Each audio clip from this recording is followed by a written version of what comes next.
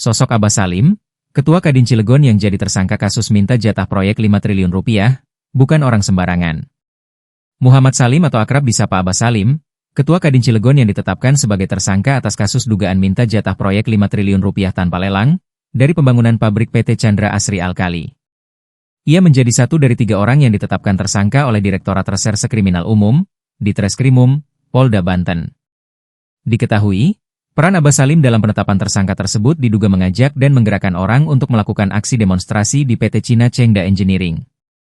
Usai dinyatakan sebagai tersangka, Salim terlihat masih bisa tersenyum. Lantas, siapakah sosok Abbas Salim? Abbas Salim merupakan Ketua Kamar Dagang dan Industri, Kadin, Kota Cilegon periode 2025-2030. Ia menempati sebagai Ketua Kadin Kota Cilegon usai menang secara aklamasi pada Mokota yang diselenggarakan pada 17 Januari 2025 lalu.